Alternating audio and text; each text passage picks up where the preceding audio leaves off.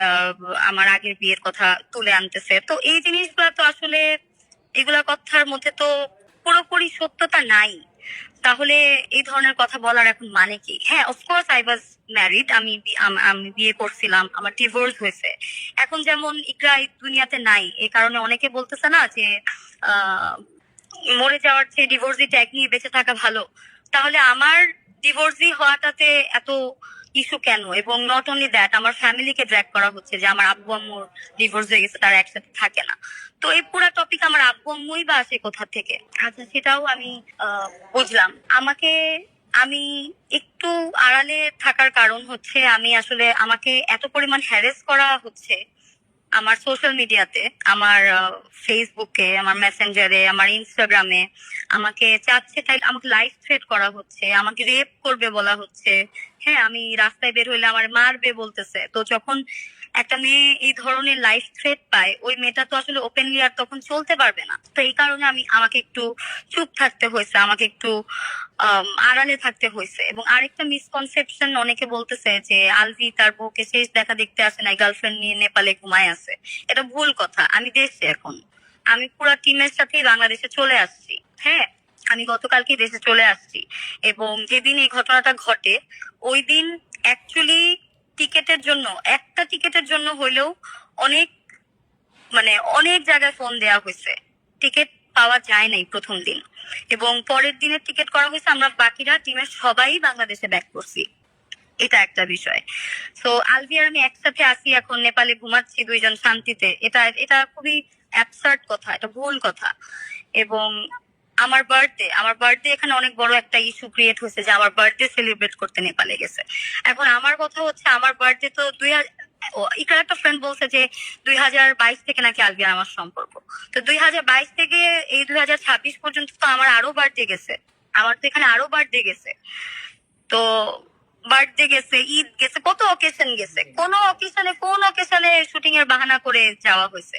আর ফেব্রুয়ারিতে যে নেপালের শুটিং, এটা তো ইকরা হঠাৎ করে জানে নাই। ইকরা তো এটা অনেক আগে থেকেই জানে। ইভেন ইকরার সাথে আমার এগুলা নিয়ে কথাও হয়েছে যে জানুয়ারিতে আমরা যাচ্ছি, আলভি আলভি যাবে, আমি যাব, ফেব্রুয়ারিতে তো তোমাদের আবার শুটিংও আছে নেপালে। এরকম কথাও হয়েছে আমার ইকরার সাথে। তো ইকরা আগে থেকেই জানে যে ফেব্রুয়ারিতে নেপালের শুটিং। তো ফেব্রুয়ারিতে নেপালের শুটিং, আমার বার্থডেটাও ওই টাইমে পড়ে গেছে। তো যে কোনো সেটে ভাইয়া, আপনারা তো জানেন, যে কোনো সেটে যে কোনো সেলিব্রিটি হোক, মানে কোনো আর্টিস্ট হোক, ক্যারেক্টার আর্টিস্ট হোক, টেকনিশিয়ান হোক, যে কেউ হোক, কারো যদি জন্মদিন থাকে ডিউরিং শুটিং, তাহলে কিন্তু সেখানে একটা কেক এনে কেক কাটা হয় ভাই, সেলিব্রেট করা হয় ভাই। হ্যাঁ, তো আমার বার্থডেটাও যেহেতু ওখানে পড়ছে, আমার বার্থডেটা ওখানে। এখন সেলিব্রেশনের কথা যদি বলি, 26 তারিখে রাত্রে 12টায়, যেহেতু আমরা শুটিং এ আছি, শুটিং চলতেছে, ওইখানে কিন্তু আমাকে যারা ছিল, আমরা তো প্রায় 14, 15, 16 জনের মতো ছিলাম টোটাল। তো এই প্রত্যেকটা মানুষ আমাকে 12টার সময় হ্যাপি বার্থডে বলবে, উইশ করবে, এটা তো অস্বাভাবিক কিছু না।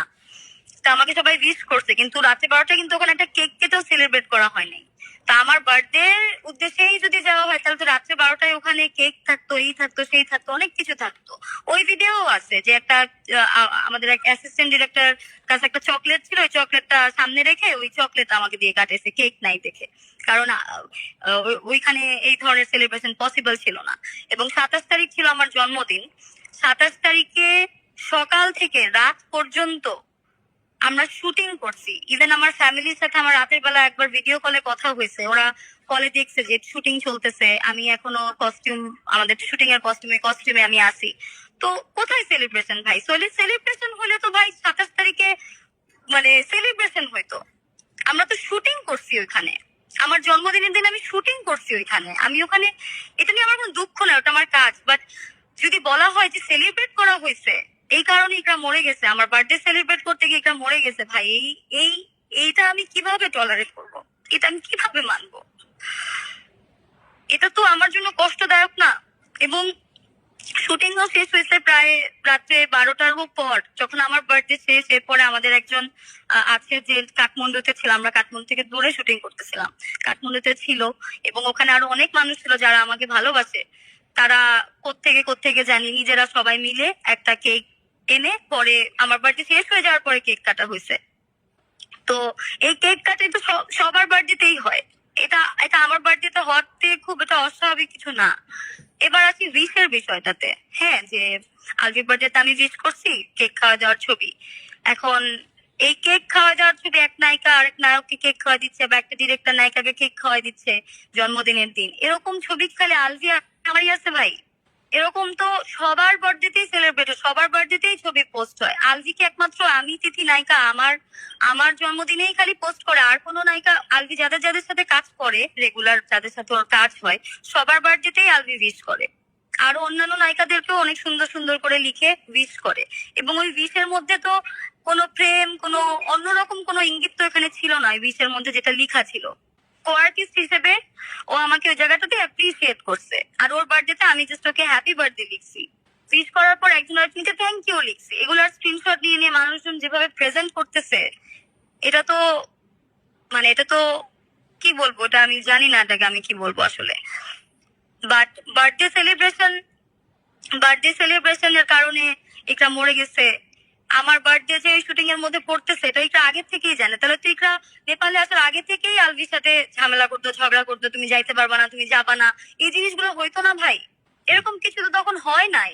এখন ওদের মধ্যে হয়তো কোনো আর্গুমেন্ট হয়েছে কিনা পরবর্তীতে নেপালে যাওয়ার পর, বা অন্য কোনো বিষয় বা কি বিষয়, সেটা তো ওদের ব্যক্তিগত ব্যাপার, সেটা তো আমি জানি না। এবং যেই মোমেন্টে আমরা আহ, আহ, জানতে পারছি, ওই মোমেন্ট থেকে শুটিং তো ভাই অনেক দূরের কথা ভাই। ওইখানে সিচুয়েশনটাই তো অন্যরকম হয়ে গেছে। ইভেন আমি আমি নিজেও কিন্তু ইকরাকে রিচ করার চেষ্টা করতেছিলাম ওই সময়। আমি কিন্তু ইকরাকে কল দেওয়ার চেষ্টা করতেছিলাম, আমি কল দিচ্ছিলাম, আমি যেভাবে পারি, যা পারি আমি। কিন্তু এত দূর থেকে তো ভাই কিছু করা সম্ভব না। কিন্তু ইকরা মরে যাবে, এটা এটা কি এটা কি এট- এটা তো কারো কাম্য না, এটা তো হইতে পারে না। আমি আমার কষ্টটা হচ্ছে যে আমি আমি চুপ ছিলাম। আমি আমি ভাবছি যে আচ্ছা, রিজিক তো একটা বাচ্চা, যারই বাচ্চা হোক, ও তো একটা বাচ্চা মানুষ। তো সোশ্যাল মিডিয়াতে যদি রিজিকের ছবিও আপলোড হয়, মানুষ হয়তো সিম্প্যাথি দেখাচ্ছে, কিন্তু এই সিম্প্যাথিটা তো ওর জন্য হার্মফুল হবে যখন ও বড় হবে। তো এইসব চিন্তা করে আমিও অনেক কিছু বলি নাই, অনেক অনেক কথাই আমি শুরুতে বলতে চাই নাই, বা আমাকে যেভাবে থ্রেট করা হচ্ছিল, বা যেভাবে আমাকে ফাঁসানোর চেষ্টা করা হচ্ছে, বা আমাকে ক্রিমিনাল প্রেজেন্ট করা হচ্ছে, এটা তো ভাই ভুল কথা। আমি একটা মানুষকে আত্মহত্যার জন্য প্রভোগ কেন করব?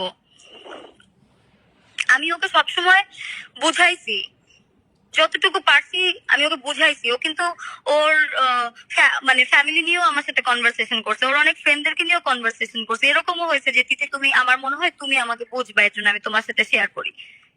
এটা বেশি দিন আগের কথা না। তো ইকরার সাথে আমার বিষয়টা ছিল, ও কখনো আমার সাথে অনেক ভালো ফ্রেন্ডলি বন্ডিং ক্যারি করতো, আবার হঠাৎ করে ওদের মধ্যে যদি আমাকে নিয়ে কোনো ঝগড়া বা অন্য কোনো বিষয় নিয়ে ঝগড়া হলো,